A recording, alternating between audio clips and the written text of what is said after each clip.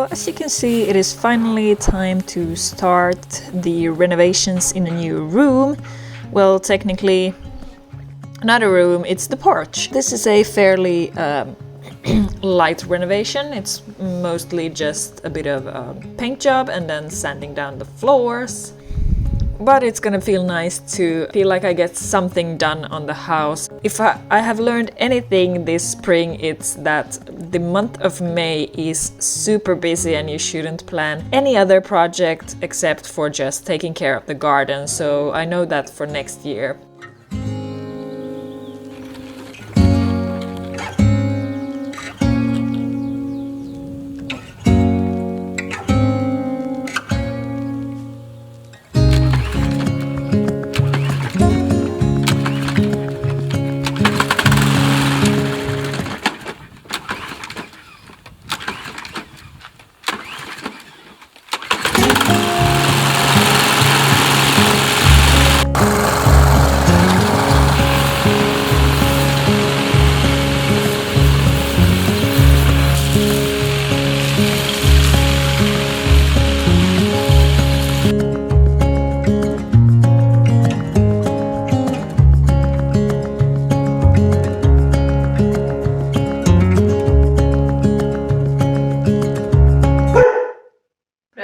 May.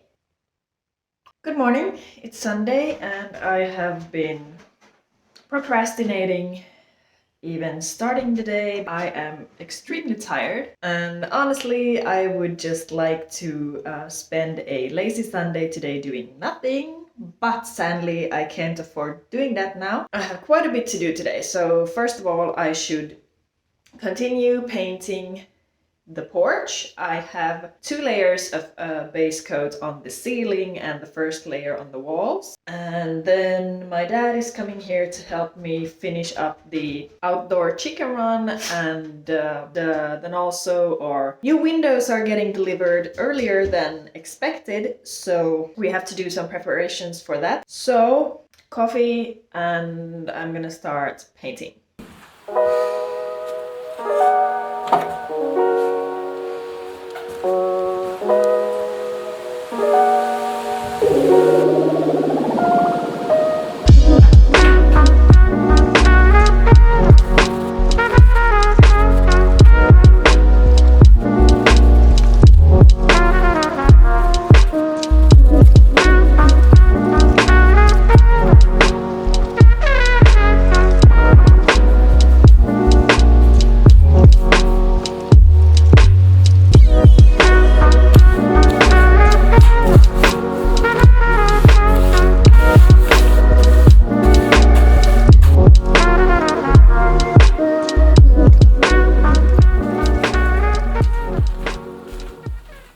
I need a little break from painting at this point, so I decided to finally make a couple more nests for the chickens. They have been a little shy about the new nests in their coop. There has clearly been some in the lower nests, but not in the higher ones, and mostly they like to hang out underneath the nests, so I decided to make a couple of nests on the ground from these old tires we haven't recycled yet.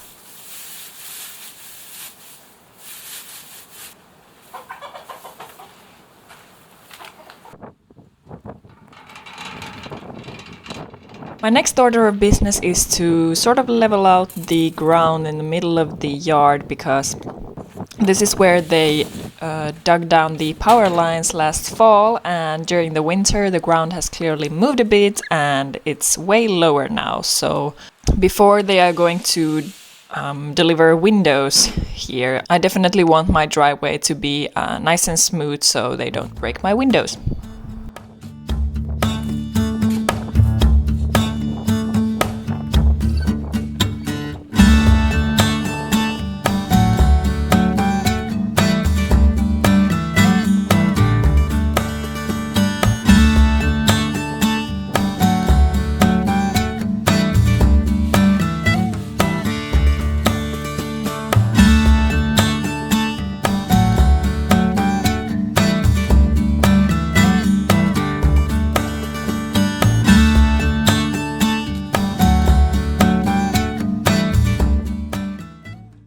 now on to finishing the chicken coop. I did kind of give up on painting the roof part of the run.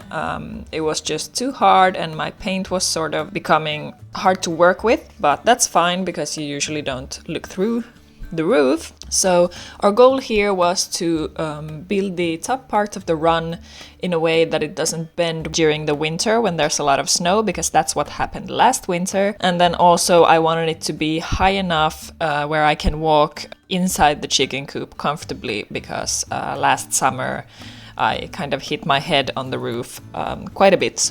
And then, as you maybe saw in the background, there is a second part for the chicken run that we plan on adding. It's an old dog's outdoor kennel, but again, that's a project for later in the summer. And at some point I sort of forgot about filming. Here is the finished chicken run.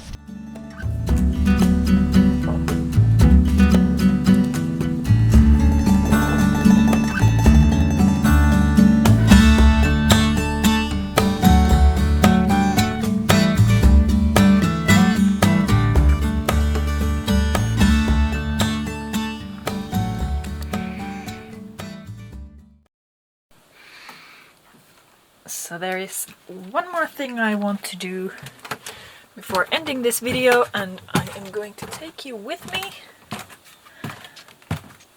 I really want to check. I'm gonna dig a little bit here and check how these support beams are built, so that hopefully I might be able to expose them from underneath in the kitchen. Here's a fun fact. There was a fire here in, I think it could have been like 1930s, and we actually found a magazine article about this fire.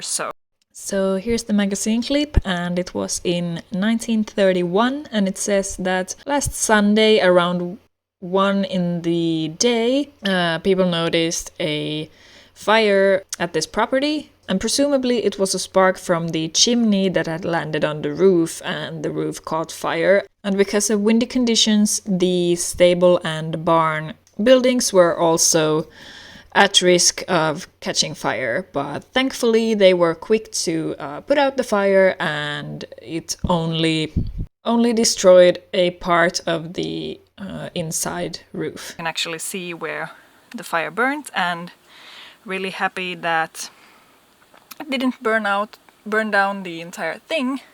Another interesting thing is the roof is pretty cool here.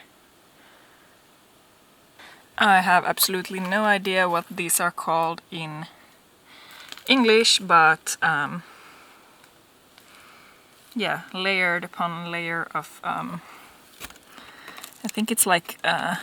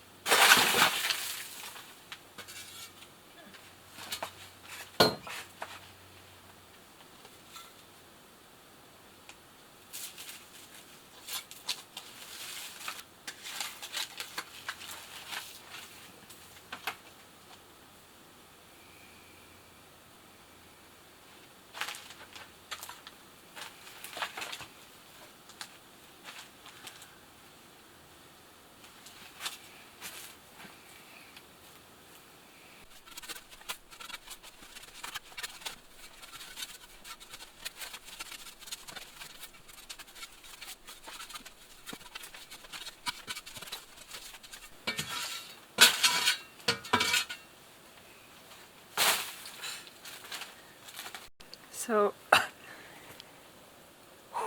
it's really dusty. So here you can see how the roof is isolated, or insulated. Anyways, here you can see how the roof is done so that it doesn't let out any heat.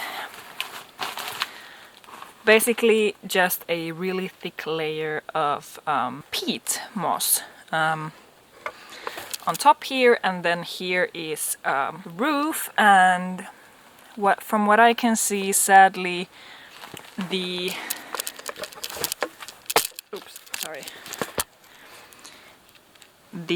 beam seems to stop and the planks go in under it, which means that I probably won't be able to expose the beams from the kitchen side unless there is a second beam on the underside of this. So I guess I have to continue researching, but this was definitely a teaching moment. Whoa.